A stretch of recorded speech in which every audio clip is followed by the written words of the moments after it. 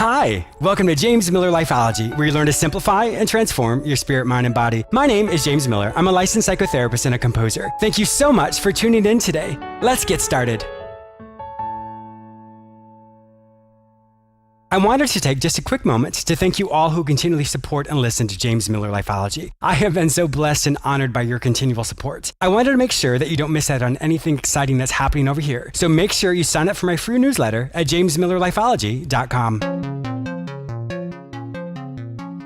I have a great show for you today. I'm going to help you use your past experience to encourage you to be anticipatory of potential struggles you may face. I'll also be interviewing globally recognized leading technology forecaster and innovation expert Daniel Burrus, who is going to be reviewing his latest book, The Anticipatory Organization. This book teaches you how to separate the hard trends that will happen from the soft trends that might happen, allowing you to jump ahead with low risk and the confidence certainty can provide, which will accelerate your innovation and actively shape your future before someone else does it for you. For more information about Daniel and his book, The Anticipatory Organization, please visit theaobook.com. I have some exciting news. Did you know that I'm on the radio 3 times a week? You may hear me on the same station on Tuesdays at 1:30 p.m., Fridays at 9:30 a.m., and Saturdays at 12:30 p.m. You may also hear me anytime on iHeartRadio as well as on all the other major podcasting platforms, including iTunes, Google Play, Stitcher, and many others. Simply search for the show name, James Miller Lifeology. I walk down the street. There is a deep hole in the sidewalk. I fall in. I am lost. I am helpless. It isn't my fault. It takes forever to find a way out. I walk down the same street. There is a deep hole in the sidewalk. I pretend I don't see it. I fall in again. I can't believe I'm in the same place, but it isn't my fault. It still takes me a long time to get out. I walk down the same street. There is a deep hole in the sidewalk. I see it is there. I still fall in. It's a habit. My eyes are open. I know where I am. It is my fault. I get out immediately. I walk down the same street. There is a deep hole in the sidewalk. I walk around it. I walk down another street. An excerpt from author Portia Nelson from the book, There's a Hole in My Sidewalk, The Romance of Self-Discovery. Your past experience. In every situation we're in, we always have an opportunity to learn something about ourselves. Unfortunately, we often don't take that time to analyze what we did, how we interacted, and what the outcome was. And when that situation happens again, we often react to how we feel in the moment as opposed to doing something that's proactive or that is solution-focused. One of the most important things you can always ask yourself when you're experiencing something is, what am I learning about myself right now? When you have that awakening or that aha moment, you realize that there is a solution, that you can learn something from this event. So therefore, if it happens again, you know what worked and what did not work. When we do find ourselves in a situation, we often think, what am I going to do? How am I going to get through this? But the reality is, you have experienced those same emotions and those same thoughts before. The scenario may be different, but your emotions that you experience and the thoughts that you have are exactly the same. When you use your past data to understand what worked and what didn't work, that gives you a viable solution. My guest today, Daniel Burrus, is a brilliant forecaster who's going to help you understand the difference between hard trends and soft trends. In other words, what is factual and what is perceived to be true. I'm going to come at this from a psychological standpoint to help you figure out what those past patterns are. So let's look at a couple of these examples. If you go through a breakup, and we've all experienced this before, what did you do to get over it? What worked and what didn't work? And if you go through a breakup again, do you repeat those same patterns? And if you do, you might want to rethink that because you know what worked and what did not work. What was solution focused and what was not solution focused? If you get sick, did you go to the doctor? Did you not go to the doctor? What did you do that helped you overcome that illness? If you're laid off from your job, what did you do afterwards? So all these situations have something in common. It comes from a place of loss. It comes from a place of pain. It comes from a place of not knowing what to do. So we know we've experienced that before. That's the commonality in that. So that's why it goes back to the question you should always pose to yourself is, what am I learning about myself right now? And if you're struggling to come up with an answer, ask yourself, when did I feel this before? When did I experience something similar before? And what did I do? The more often you have that awakening, the more successful you'll be to find a viable solution for yourself. So my challenge today is to always incorporate that question, what am I learning about myself right now? Your past data is wonderful information to help you find a viable solution to whatever it is you're experiencing. Are you struggling today to find your purpose? Has mediocrity set in and you can't imagine doing the same thing for the rest of your life? Are your relationships struggling or you aren't sure how to make long-lasting changes in your life? Then today, contact me, James Miller. I will help you recognize the areas in your life that are going really well, and then we'll look at the areas in which you are struggling. We will create actionable solutions to help you create long-lasting changes in your life. You don't have to do this alone. Go to my website, jamesmillerlifeology.com, and click on the page Work with James. Fill out the form and it will be sent directly to me. Don't let another day go by without finding your way. Your change can start today. Once again, go to my website, jamesmillerlifeology.com, and click on the page Work with James. Fill out that form to get started today. Daniel Burrus is considered one of the world's leading technology forecasters and innovation experts. He is the CEO of Burrus Research, a research and consulting firm that monitors global advances in technology-driven trends to help clients profit from technological, social, and business forces that are converging to create enormous untapped opportunities. He is a strategic advisor to executives, helping them to develop game-changing strategies based on his proven methodologies for capitalizing on technology innovations. He's the author of 7 books, including the New York Times bestseller Flash Foresight, and his latest book, The Anticipatory Organization, Turn Disruption and Change into Opportunity and Advantage. Welcome to my show, Daniel. Hey, it's a pleasure to be with you. Yes, it really is. You've done so many amazing things in your life, and so I'm so excited to hear your expertise and how you're really able to look at the world as a whole and see the trends that are coming forward. We can definitely learn from you. Well, I'm excited about it because we're going to all spend the rest of our life in the future. Maybe we should think about it a little bit, right? I totally agree with you. Now, how did you recognize your ability to forecast different types of trends? Well, that's a good thing to ask. You know, I started out long ago teaching biology and physics, and then I had an idea for an airplane design, started a company. Over the years, I actually had 6 companies. 5 were profitable in the first year, 4 were national leaders in the first year. But amazing. But long ago, I realized why I was put on the planet, and that was to teach. So for the last 35 years, I have been helping people to shape a positive future for themselves and others by looking at a methodology that I've created for becoming anticipatory versus just being reactionary. In other words, how much of the future in reality is predictable, because most of us think it's just death and taxes, but it's far more than that. By the way, if you can predict the future and be right, you have an advantage, and the answer is, of course, yes. So there's a way to do that, and I love teaching that. Well, that's amazing. Well, yeah, I mean, you look at history itself. I mean, that's what they say why we study history so much is you can learn from the past, and the past are trends. And so really recognizing that, to really conceptualize that, not only in one's personal life, but also in one's business, will make you be more successful on all fronts. Well, you just gave a good example of cycles, because cycles, there's over 500 known cycles that repeat. There's climate. You know, after spring, we know what will happen. We know when the next presidential election will be. And astronomers can tell you in the year 2040 in March exactly when we'll have a full moon. And the stock prices won't go up forever. They'll go down. And by the way, they won't go down forever. They'll go up. In other words, there are cycles. But there's another kind of change that economists have no training in, because their main training is in cycles. But if you've all noticed, they've been increasingly wrong lately.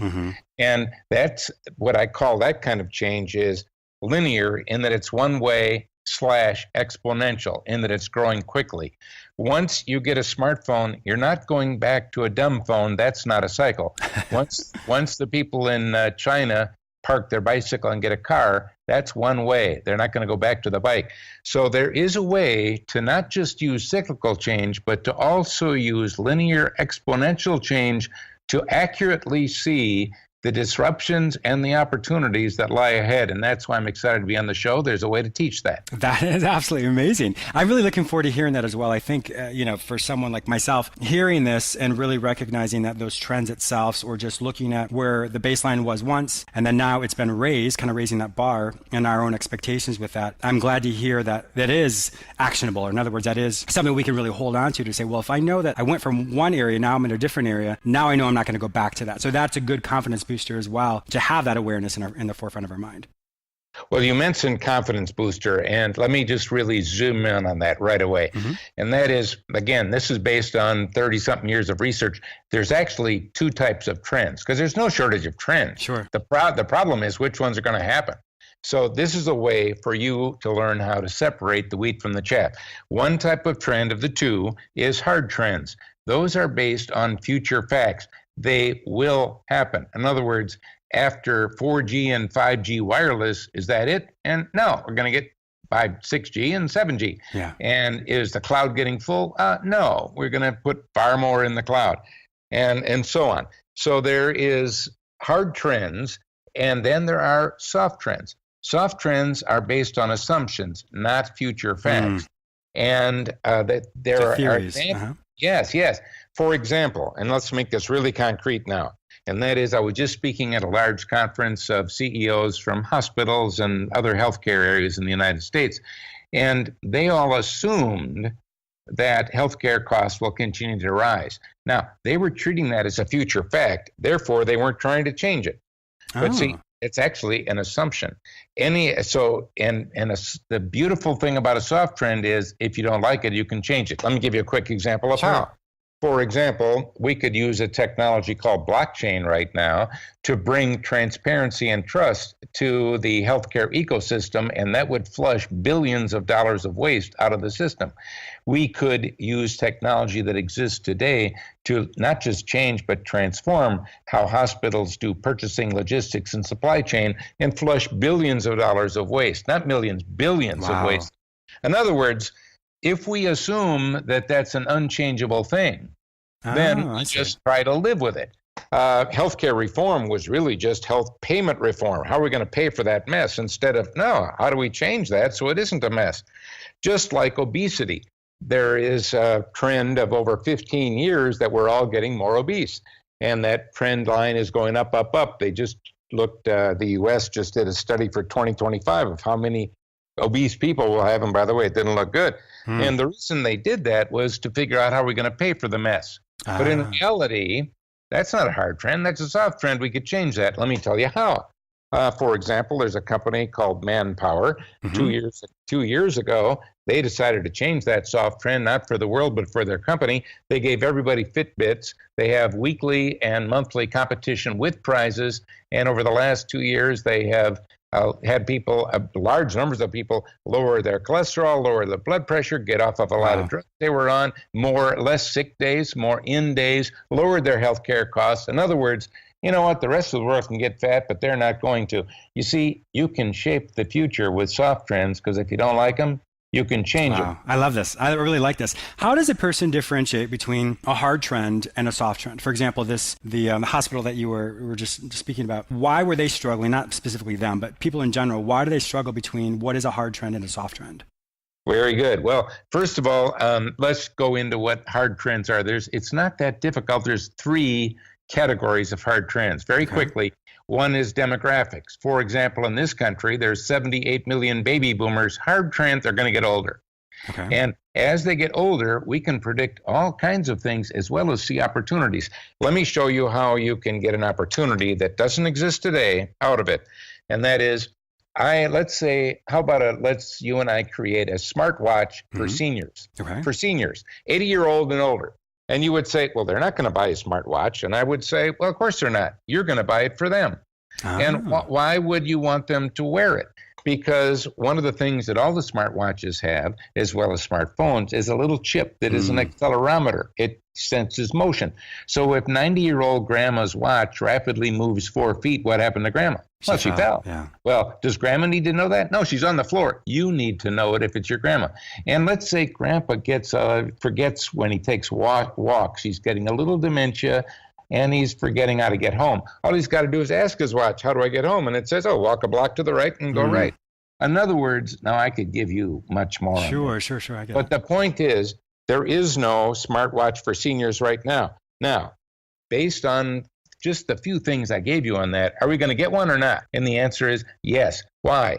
Because of the principle I'll share with all of you right now. If it can be done, it will be done. Sure. If you don't do it, someone else will. Yes. So the key here is you can use hard trends to see what will be done. I mentioned there were 2 other categories. Let me give them to you real quick.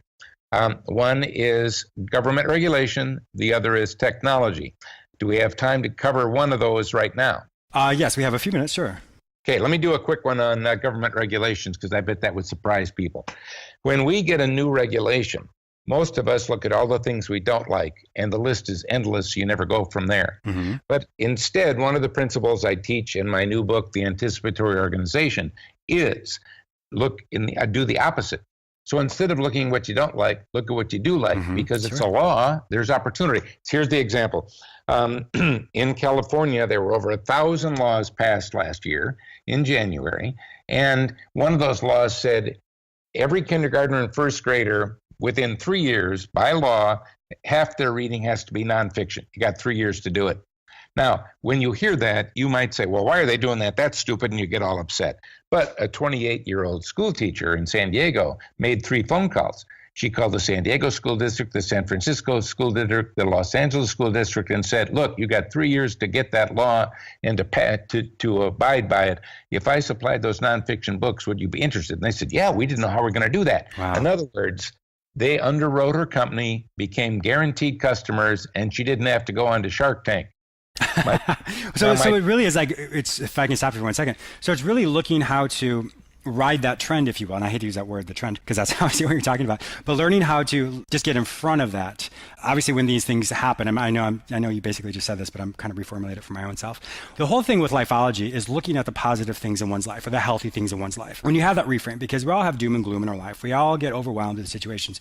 But when you stop and you come from a positive psychology standpoint, or from a positive reframe, you will find all those things. And so I think when you look for something healthy that's coming out of something, then that gives you that entrepreneurial spirit or entrepreneurial awareness to be able to, I don't want to say profit from it, but in essence, you will profit from it.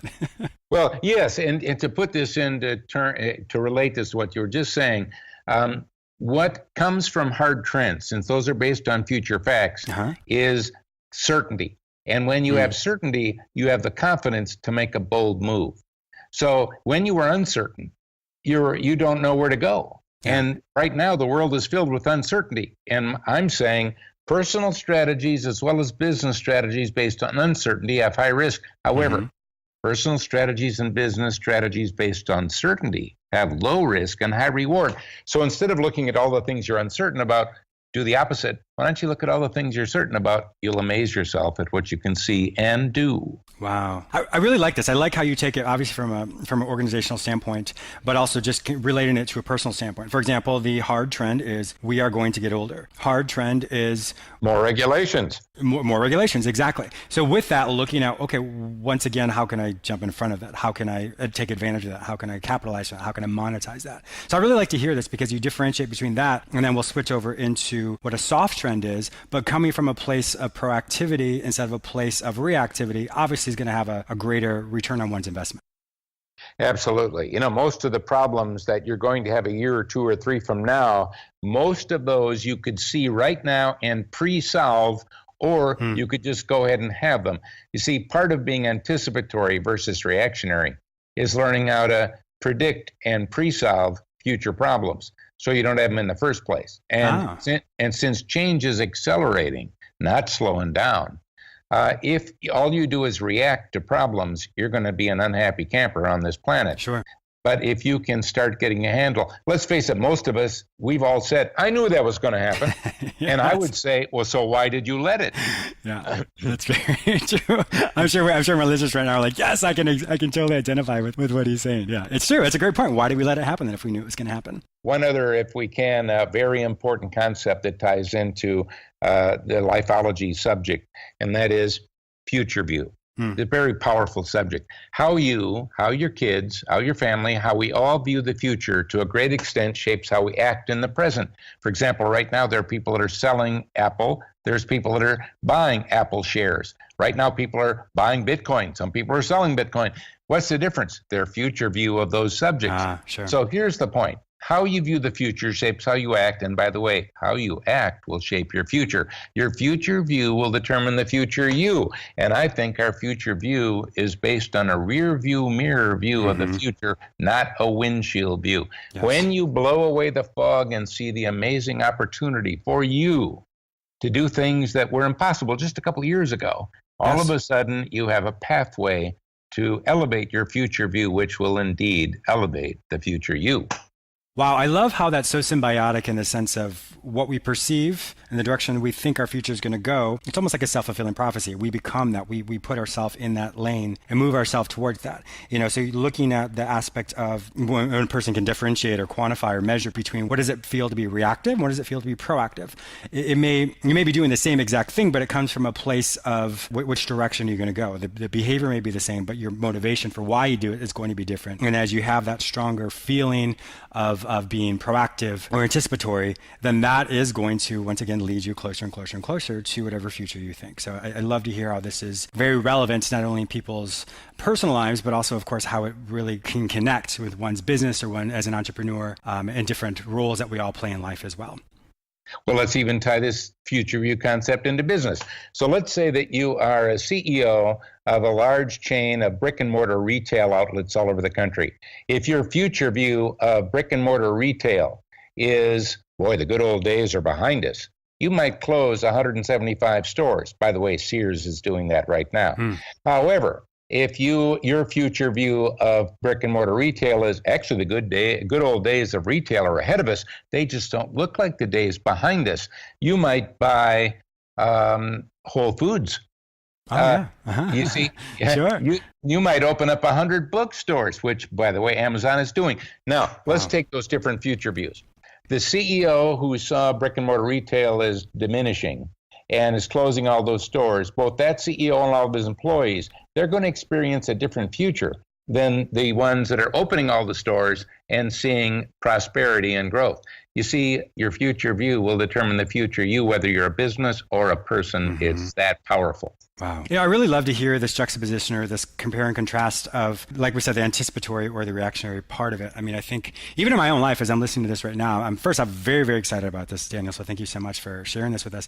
But for me, when I think about that, in my future self, it's interesting being on the radio. I actually started as a podcaster, and then I switched to broadcast radio. And it's interesting because you'll have people on both sides say, well, radio's dead. But you have a lot of radio people that says, well, podcasting is kind of hit its limit. So radio's still relevant. So it is really interesting to hear those differences of how that kind of rolls out, even in my own broadcasting world as well, to hear that. And so for me, obviously, broadcasting is still the zeitgeister. It's still in the now. It's in the know, and it's really thriving. So it is nice to hear how each of us, when we work closer and closer towards what we think is the healthiest for us, it becomes more actionable. I started out, like I said, as a podcaster, and then moved to the platform that I have, which is so much more expansive, obviously, than I have with a podcast. So it is nice to hear that each one of us listening to this can really look at that for yourself and say, well, how do I want that future me to be, and what am I doing about it as I look at how I want my future to be.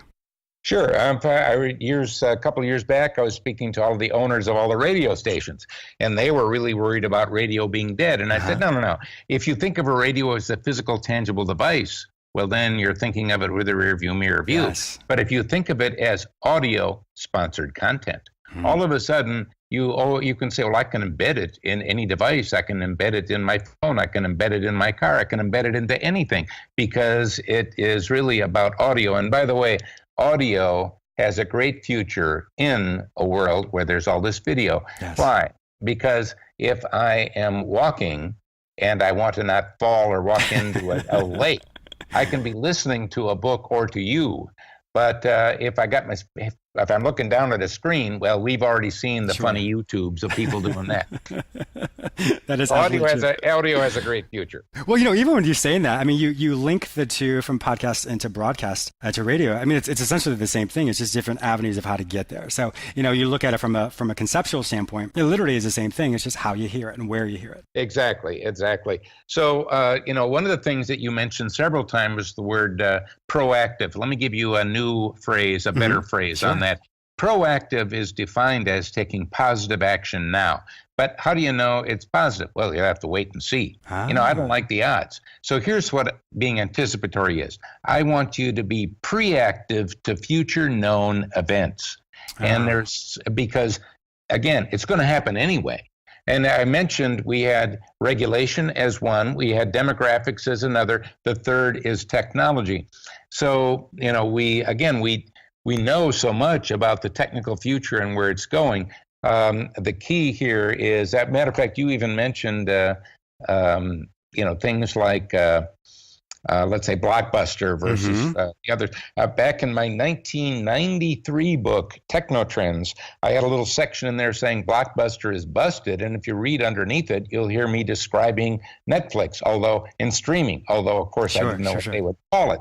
In other words, wow, I've been able to have a 30-something year of all these accurate predictions because I separated the parts that will happen from the parts that might happen. That hard trend from the soft trend, yes. And you know what? It's accessible. You can indeed do it. That's why I'm excited about this. I don't want to be the only one on the planet that can do this.